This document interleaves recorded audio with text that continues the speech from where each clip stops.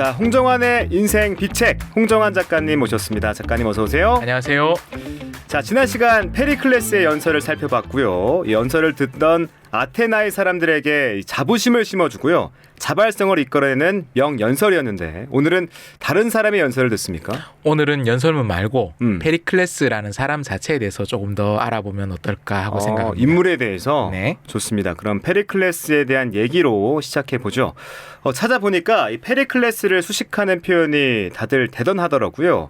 그리스 민주주의의 아버지, 올림포스의 주인 이렇게 불리우던데 그는 어떤 사람이었나요? 네, 올림푸스의 주인이라고 하면 올림포스는 그 산 이름인데요. 그리스의 여러 신들 가운데서 메인이 되는 주신들, 12신들이 사는 산을 올림포스라고 합니다. 그러면 그 산은 그 올림포스의 주인이라고 하면 그리스 신들 중에 신인 제우스라는 말이죠. 네. 이 페리클레스를 제우스에 비유한 이유는 간단합니다. 제우스가 쓰는 무기가 벼락입니다. 페리클레스가 명연설가였잖아요. 네. 그의 입에서 튀어나오는 연설문이 마치 벼락과 같이 사람들의 마음을 찢고 흔들어 놓고 영향을 준다라고 해서 그를 올림포스의 주인이라고도 불렀습니다. 그런데 저는 그를 수식하는 말에 하나 더 넣고 싶어요. 어떤 거요? 바로 원조 포퓰리스트입니다. 포퓰리스트요? 네, 포퓰리스트. 약간 긍정적인 뜻은 아닌데. 포퓰리즘은 말 자체는 되게 중립적인 말입니다. 파퓰러, 대중주의라고도 번역을 할 수 있는데 네. 요즘은 주로 포퓰리즘 앞에 뭐 망국적 포퓰리즘 이렇게 붙어서 포퓰리즘이 다소 좀 부정적인 뉘앙스로 쓰이죠. 네. 대중주의라고 번역을 했을 때 그러면 대중 말고 다른 주의도 있을 거 아닙니까? 엘리트주의죠.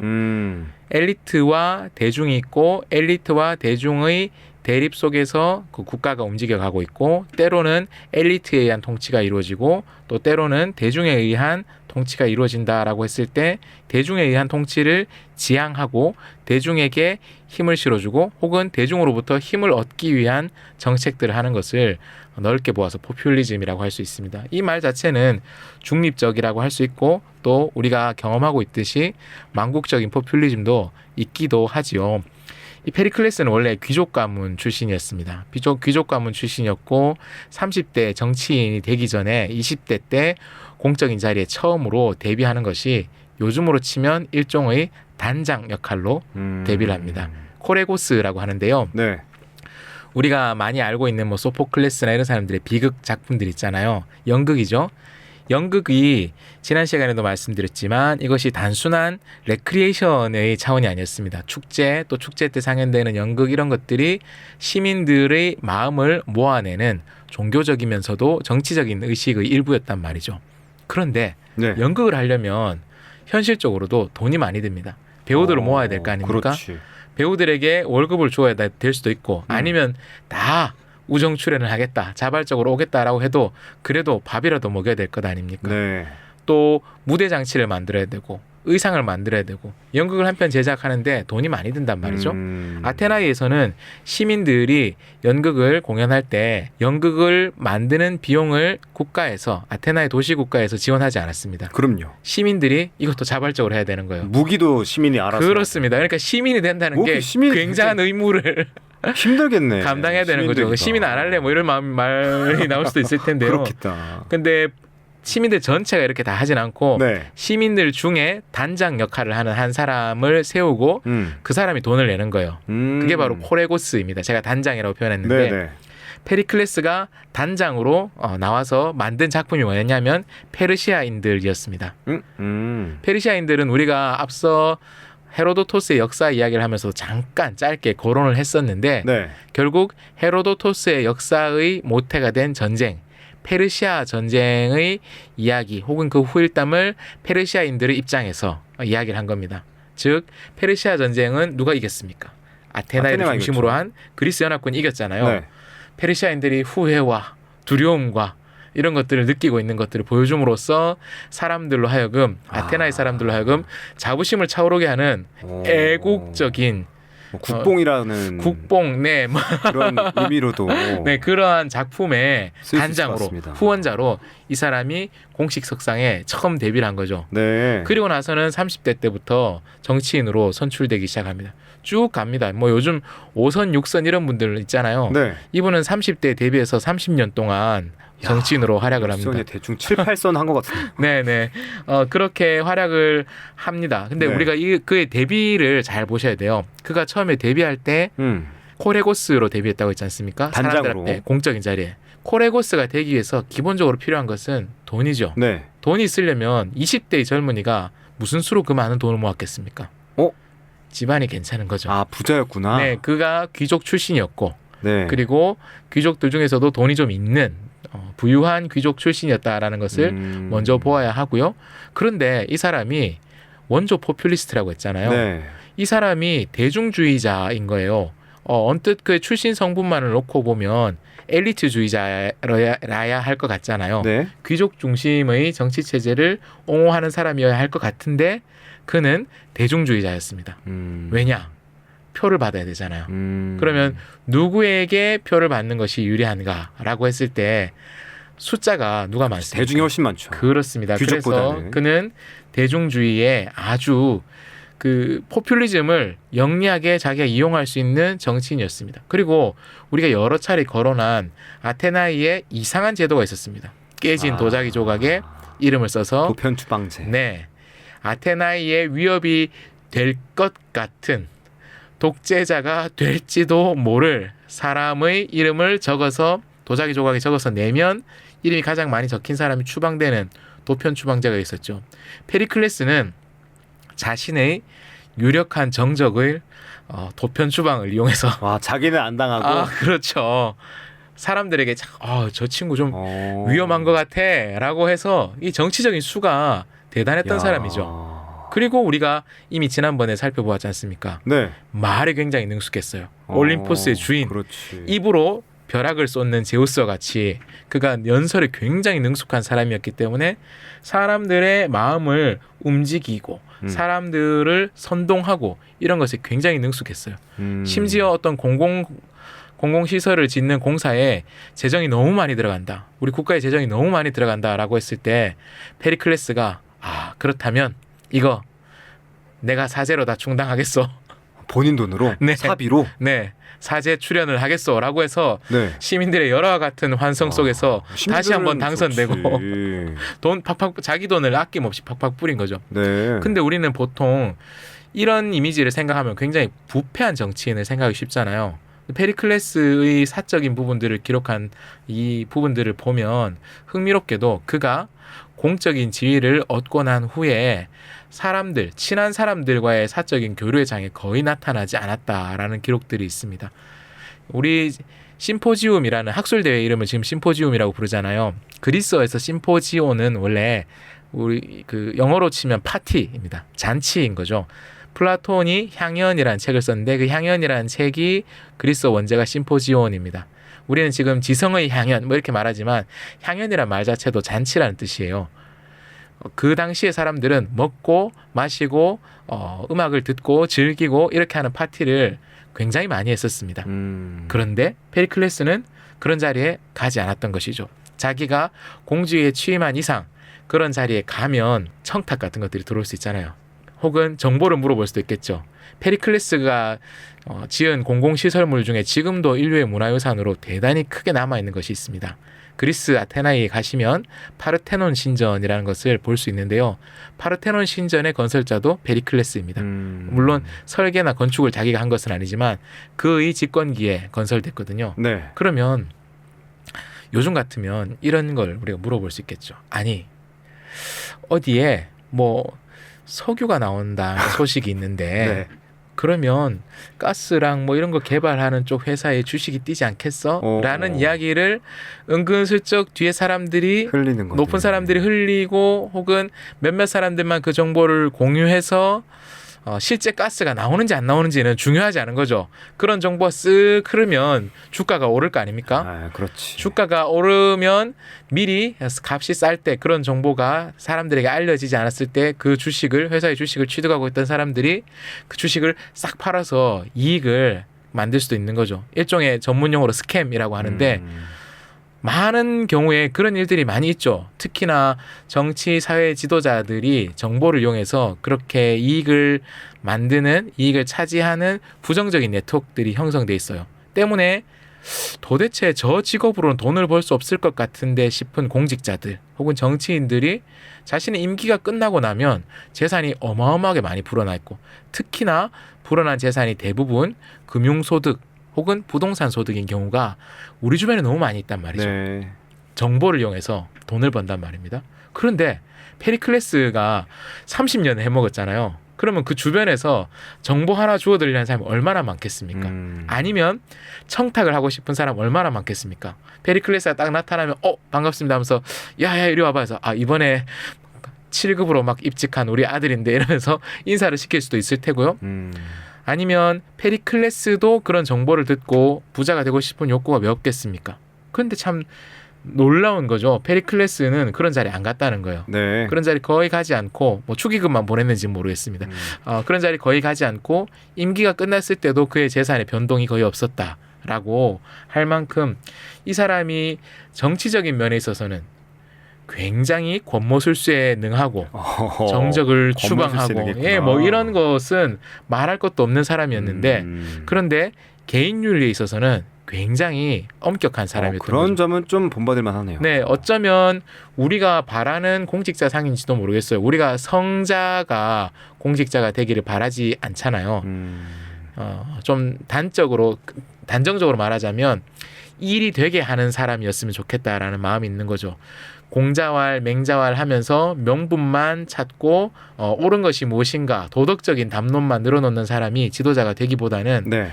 때때로 불법과 합법의 경계선에 걸쳐 있긴 하지만 공동체의 이익을 위해서는 뭐라도 할 수 있는 사람. 그러나 자기 자신의 이익 앞에서는 청렴한 사람. 우리가 바라는 공직자의 모습인지도 모르겠어요.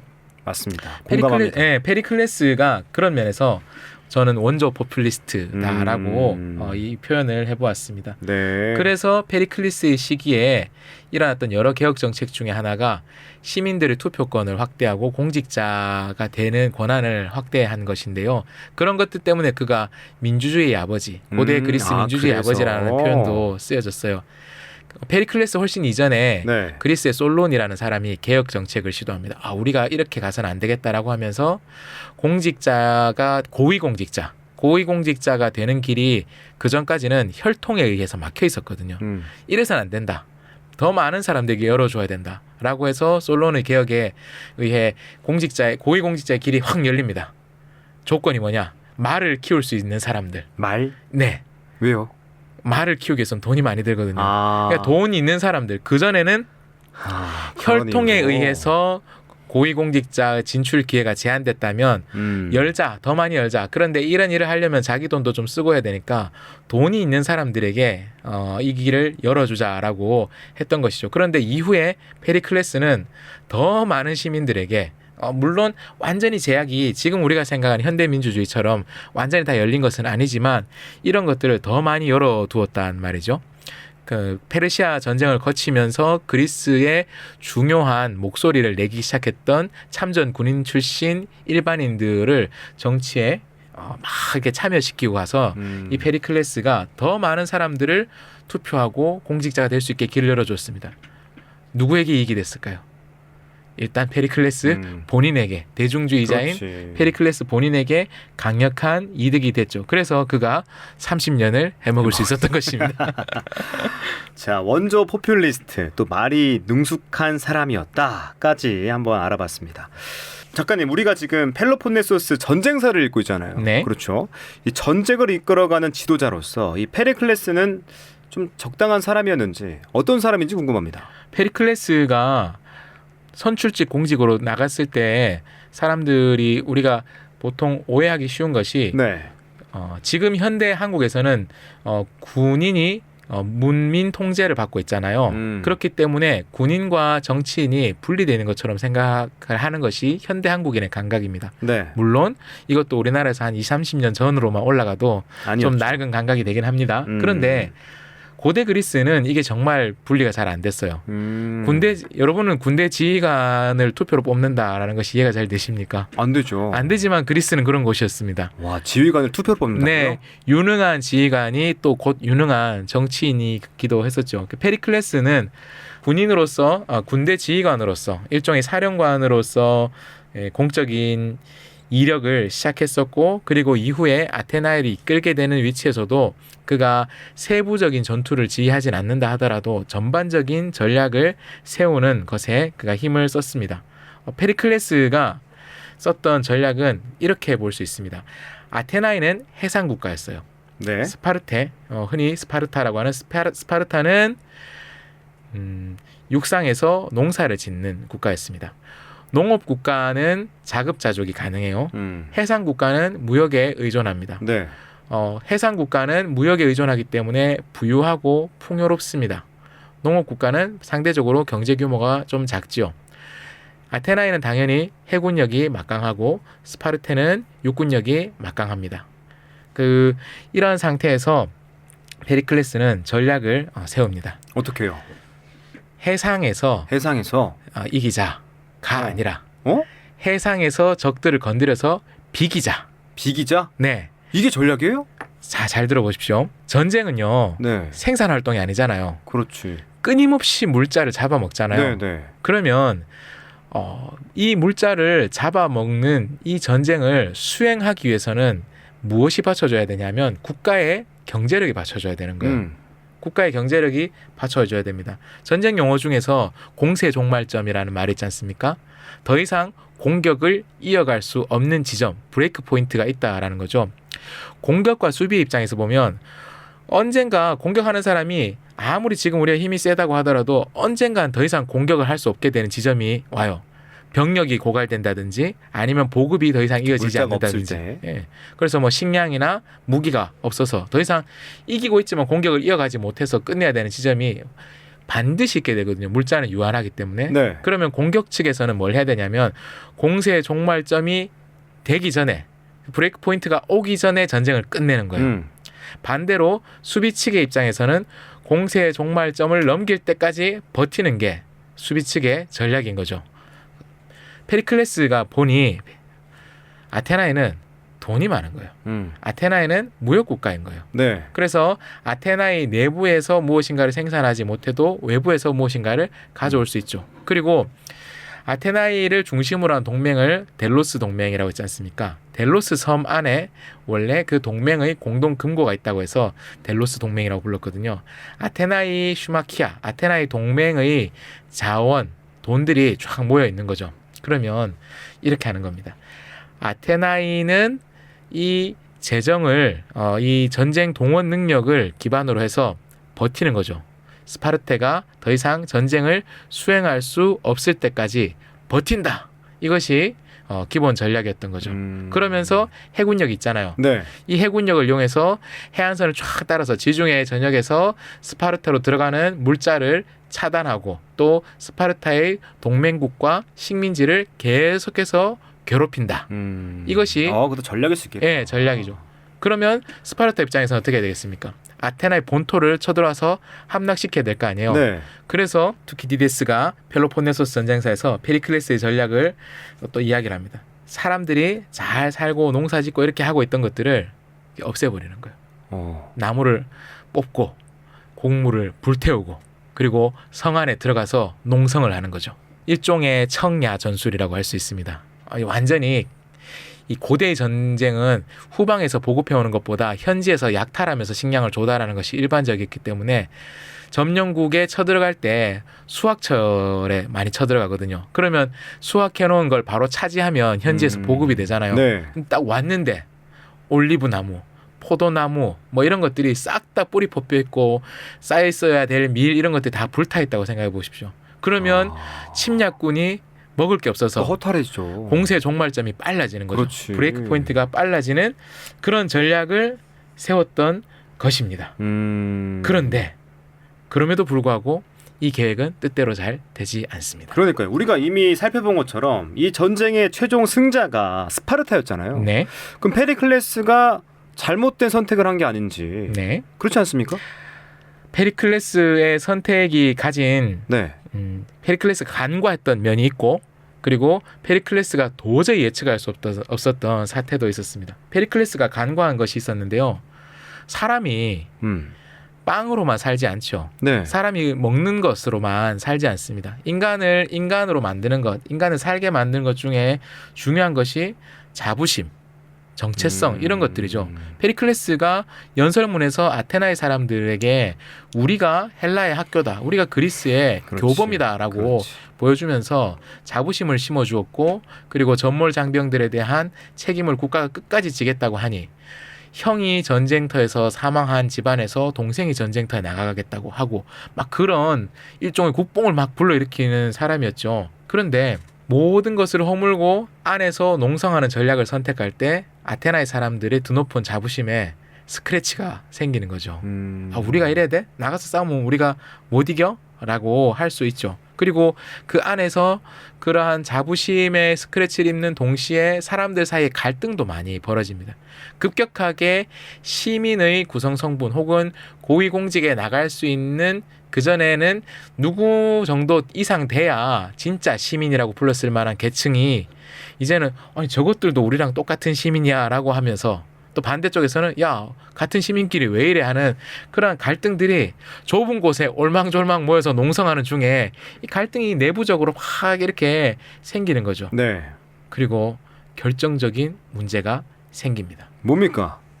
전염병이 돕니다. 아이고야. 아테나- 이거는 뭐 아테나이가 막기가 쉽지 않은데. 이 좁은 곳에 어. 수많은 사람들이 모여 살다 보니 전염병이 돌기 시작하는 거죠. 근데 지금 우리는 알잖아요. 전염병의 원인이 세균 때문이라는 거. 전염병의 원인이 세균이고 이러한 세균 때문에 전염병이 걸리니까 어떻게 해야 됩니까?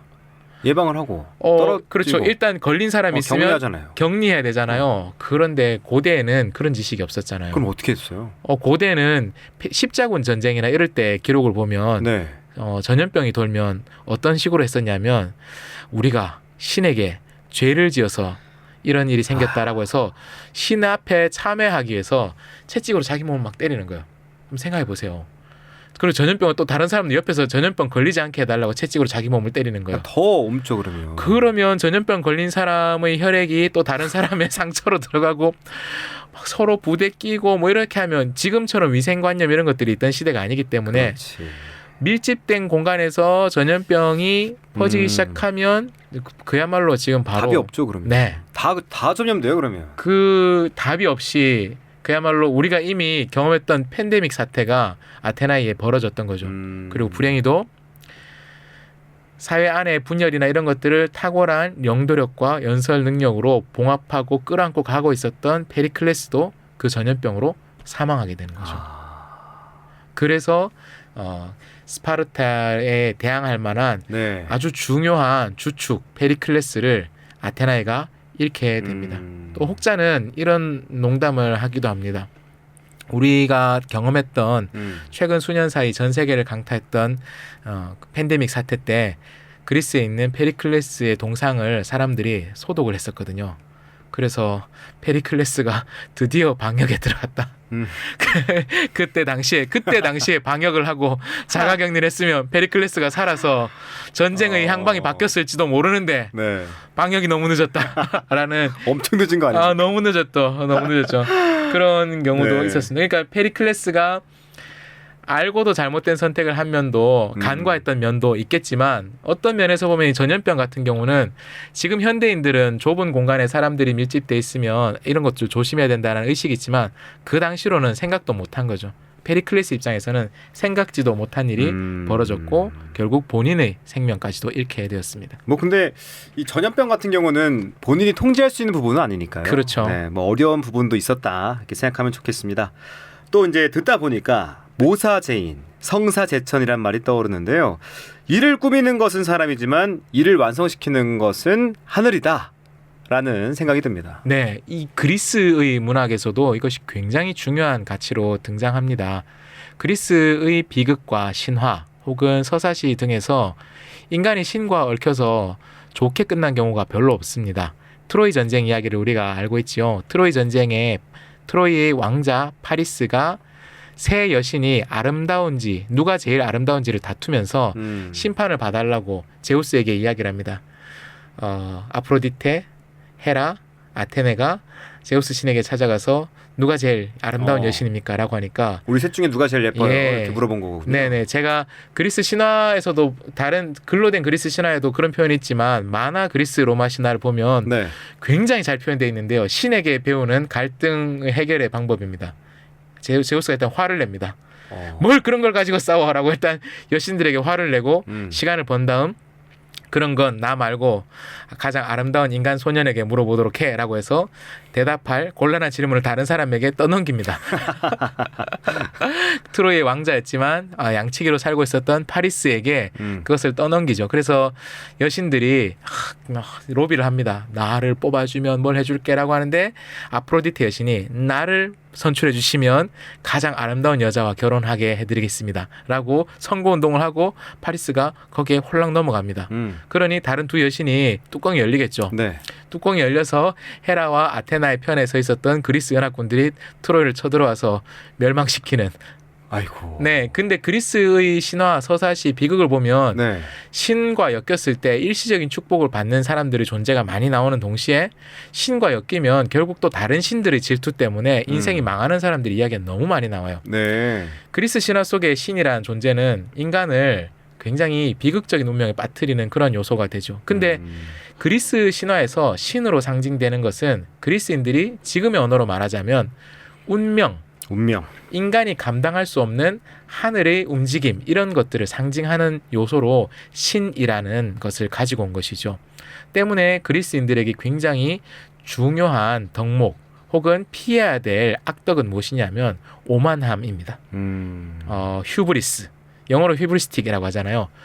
오만하지 않는 것, 그것은 운명 앞에, 신 앞에 오만하지 않는 것이 인간에게 중요한 덕목입니다. 우리가 리더십 교과서로서 여러 책들을 읽어가고 있는데 페리클레스는 여러 면에서 굉장히 인간적으로 뛰어난 지도력을 가지고 있었습니다. 인간으로서는 굉장히 뛰어난 지도자입니다. 그의 권모술수나 그가 취했던 여러 가지 정치적인 입장들에 동의하지 않을 수는 있지만 정치인으로서 혹은 군사 지도자로서 그가 유능한 면이 있었다라는 것은 누구도 부인할 수 없습니다. 네. 그런데 투키디데스를 통해서 또 이후에 그리스 로마의 다른 역사 서술가들 통해서 살펴볼 수 있는 페리클레스의 종말을 보면 그처럼 탁월한 사람도 결국 운명 앞에서는 무력한 한 인간이구나라는 것을 우리가 배울 수 있는 것이죠. 우리가 이미 키루스의 교육이라는 책을 보았지 않습니까? 키루스의 교육에서 키루스의 아버지가 굉장히 합리적인 군사를 움직이는 합리적인 조언을 많이 아들에게 가르쳐 줍니다. 그런 조언을 들려주지만 그의 조언 끝에 나온 것은 신 앞에 겸손하여서 이 변덕스러운 신들의 뜻을 잘 살피고 신을 잘 섬기라는 이야기가 나옵니다. 그것은 미신에 탐닉해라라는 것이 아니라 현대인들에게는 우리가 어쩔 수 없는 운명과 우연성 앞에 겸손할 것을 가르치는 이야기이기도 하지요. 그래서 페리클레스를 통해 배울 수 있는 지도력의 중요한 교훈들이 여러 가지 있지만 네. 인간적으로 그렇게 최선을 다해 노력할 필요가 있지만 언제나 지도자로서 혹은 인간으로서 우리가 잊지 말아야 할 것은 우리는 한계를 가진 유한한 존재임을 실수할 수 있고 또 내 능력 밖의 우연한 운명이 우리를 덮칠 수 있다는 것을 기억하고 인정하는 것이다 라고 말할 수 있습니다. 그러니까 겸손함이 굉장히 중요하겠네요. 네. 오만함은 지양해야겠고요. 네. 자, 그리고 작가님 몇 번 정도 이 책을 더 읽어야 됩니까? 제 마음은 25번 정도 더 하면 좋겠는데요. 올해가 끝나겠는데요. 그럴 수 없기 때문에 네. 한 2번 정도 더 두 보고 번 정도. 싶어요. 네. 페리클레스 얘기를 오늘 했는데 다음 시간에는 제가 생각했을 때는 고대 그리스에서 신화 시대의 인물을 제외하면 네. 고대 그리스의 역사 속에서 가장 파란만장한 삶을 살았던 풍운하가 한 명 있습니다. 풍운하. 이름만 미리 얘기하자면 알키비아데스라는 사람인데요. 알키비아데스. 예, 풍운하 알키비아데스의 이야기를 한번 하고 네. 그리고 펠로폰네소스 전쟁의 이야기를 전반적으로 마무리를 한 번 더 하고 그렇게 이 책을 닫으면 좋겠습니다. 좋습니다. 일단 힌트를 드렸으니까요. 다음 시간에는 풍운하를 키워드로 네. 방송을 진행하겠습니다. 오늘은 여기까지 진행하겠습니다. 홍정환의 인생 비책 홍정환 작가 함께했습니다. 작가님 오늘 말씀 고맙습니다. 고맙습니다.